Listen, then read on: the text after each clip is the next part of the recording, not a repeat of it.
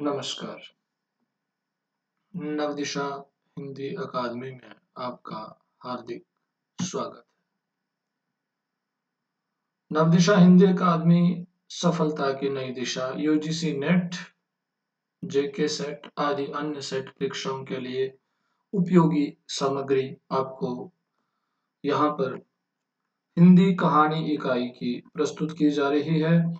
पिछला लेक्चर हमारा जो था वो धुलाई वाली कहानी का मूल पाठ के उपरांत उसके 20 विशेष तथ्य हमने जो है वो किए थे।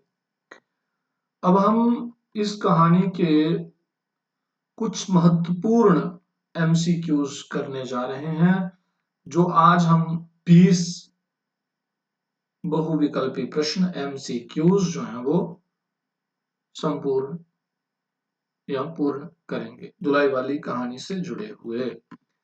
तो सबसे पहले आपके सामने स्क्रीन पर दो सवाल मौजूद हैं कि धुलाई वाली कहानी की लेखिका कौन है? सुभद्रा कुमारी चौहान, बंग महिला, शिवरानी देवी, महादेवी वर्मा। कौन है? तो बंग महिला। बंग महिला का पूरा नाम क्या है या बंग महिला का वास्तविक नाम क्या था? दूसरा सवाल है ब्रजबाला घोष, राजेंद्र बाला घोष, स्वर्ण कुमारी देवी, राधाबाई घोष। तो क्या नाम है? राजेंद्र बाला घोष आपके सामने है।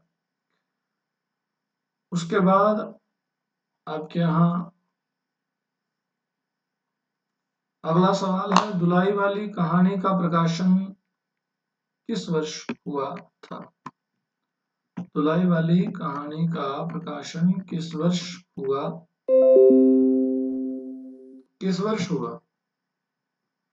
1900 ईस्वी, 1903 ईस्वी, 1907 ईस्वी, 1911 ईस्वी। कब हुआ? 1907 ईस्वी को हुआ। ठीक। उसके बाद यह कहानी सर्वप्रथम किस पत्रिका में प्रकाशित हुई थी? तो सरस्वती पत्रिका में प्रकाशित हुई थी, ना कि कविवचन सुधा। सरस्वती में, हरिश्चंद्र मैगजीन में, इंदु पत्रिका में। तो आपने कमेंट बॉक्स में बताना है कि इंदु पत्रिका के संपादक कौन थे और सरस्वती पत्रिका के संपादक कौन थे। चलिए आगे बढ़ते हैं। पांचवा प्रश्न है, धुलाई वाली को हिंदी की प्रथम मौलिक कहानी किसने माना है? आचार्य रामचंद्र शुक्ल, राय कृष्णदास, डॉक्टर नावर सिंह या हजारी प्रसाद द्विवेदी। तो सही उत्तर है राय कृष्णदास। छठा प्रश्न, कहानी के प्रारंभ में वंशीधर काशी के किस घाट पर स्नान करते हैं? मणिकर्णिका घाट पर, अस्सी घाट पर, दशाश्वमेध घाट पर, हरिश्चंद्र घाट पर। तो आपको बताया ही था कि किस घाट पर वह स्नान करते हैं। तो दशाश्वमेध घाट पर स्नान करते हैं वंशीधर। अब प्रश्न संख्या 7, वंशीधर मूल रूप से कहाँ के रहने वाले हैं? बनारस, इलाहाबाद, मिर्जापुर, कलकत्ता। कहाँ के रहने वाले हैं? कहानी को याद कीजिए, नहीं देखी है तो मूल पाठ को देख लीजिए जाके। संपूर्ण कहानी उसमें पढ़ाई गई है, एक एक चीज को इंडिकेट किया गया है, एक एक बात को बताया गया है कि कैसे सवाल पूछा जा रहा है। तो वंशीधर मूल रूप से कहाँ के रहने वाले थे? बनारस, इलाहाबाद, मिर्जापुर, कलकत्ता। तो इलाहाबाद के। वंशीधर का बनारस से क्या संबंध है? वहां उनकी नौकरी है, वहां उनकी ससुराल है, वहां उनका पैतृक घर है, वहां वे शिक्षा ग्रहण कर रहे हैं। क्या संबंध है? तो वहां उनकी ससुराल है। प्रश्न संख्या 9 क्या है? नवल किशोर वंशीधर के रिश्ते में क्या लगते हैं? चचेरे भाई, ममेरे भाई, मौसेरे भाई, साले साहब। तो आपको बताया हुआ है।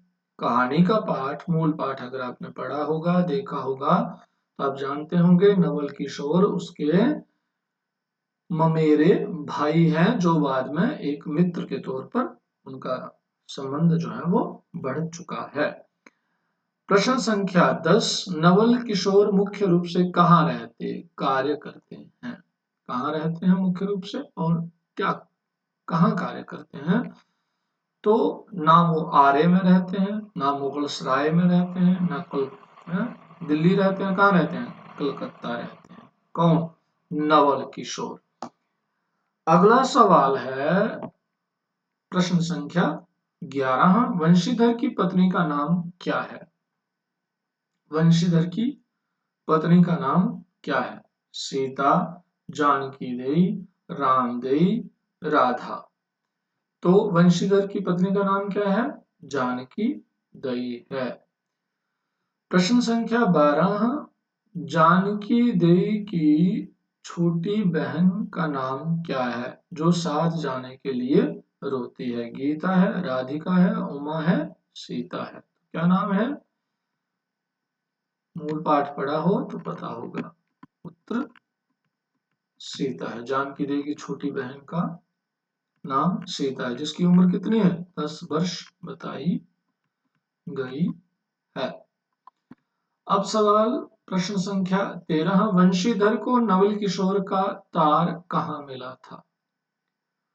वंशीधर को नवल किशोर का तार कहाँ मिला था? स्टेशन पर मिला था, घर से निकलते ही, घाट पर मिला था, ससुराल पहुंचने पर मिला था। कहाँ? घर से निकलते ही मिला था। प्रश्न संख्या 14, नवल किशोर अपनी नई बहू को कहां से साथ लाए? नवल किशोर अपनी नई बहू को कहां से लाए थे? बनारस से लाए थे, पटना से, मिर्जापुर से? नहीं, आरे से लाए थे। प्रश्न संख्या 15, जानकी देई नवल किशोर के साथ यात्रा क्यों नहीं करना चाहती थी? जानकी देई नवल किशोर के साथ यात्रा क्यों नहीं करना चाहती थी? वे उनसे नफरत करती थी। उनके अत्यधिक हंसी ठट्ठे के स्वभाव के कारण ट्रेन में जगह नहीं थी। वह अकेले जाना चाहती थी। तो उनके अत्यधिक हंसी ठट्ठे के स्वभाव के कारण वह नवल किशोर के साथ यात्रा नहीं करना चाहती थी। प्रश्न संख्या 16, जानकी देवी को चौके में पूड़ी खाते देख किसने मजाक उड़ाया था? वंशीधर ने, नवल किशोर ने, उनकी सास ने, उनके साले ने? तो किसने उड़ाया था? नवल किशोर ने उड़ाया था। इसलिए ही तो वो उसके अत्यधिक हंसी ठट्टे के स्वभाव के कारण उसके साथ रेल में यात्रा करना नहीं चाहती थी। प्रश्न संख्या 17, वंशीधर ने अपनी पत्नी को विदा कराने के लिए अंततः कौन सी सवारी चुनी? पालकी गाड़ी, इक्का गाड़ी, तांगा गाड़ी, बैलगाड़ी? तो कौन सी इक्का गाड़ी उन्होंने चुनी थी? पालकी गाड़ी वाले ने बनारस में कितना किराया मांगा था? 1 रुपया, 1.5 रुपया, 2 रुपया, 3 रुपया? तो अगर आपने कहानी को मूल रूप से पढ़ा है तो आप जानते हैं कि कितने रुपए मांगे हैं। तो पालकी गाड़ी वाले ने बनारस में 1.5 रुपया मांगा था, इसलिए ही बंशीधर ने इक्का गाड़ी करी थी। इसके बाद प्रश्न संख्या 19, रास्ते में वंशीधर को अपनी किस भूल पर पछतावा होता है? टिकट भूलने पर, विलायती धोती पहनकर आने पर, पैसे घर छोड़ाने पर, सामान भूलने पर? तो क्या विलायती धोती पहनकर आने पर वंशीधर को क्या हो जाता है? पछतावा हो जाता है। क्यों हो जाता है? तो कहता है नवल कट्टर स्वदेशी हुए, है ना।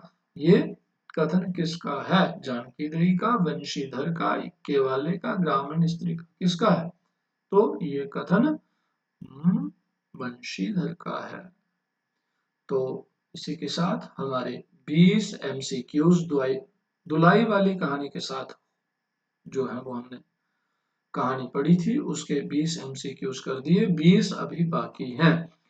तो ऐसी ही PDF या ऐसी ही हार्ड कॉपी का कहानियों का बना हुआ मटेरियल सामग्री आप प्राप्त करना चाहते हैं हार्ड कॉपी के रूप में, तो आप हमारे टेलीग्राम चैनल या हमारे व्हाट्सएप मेरे नंबर पर संपर्क कर सकते हैं। धन्यवाद।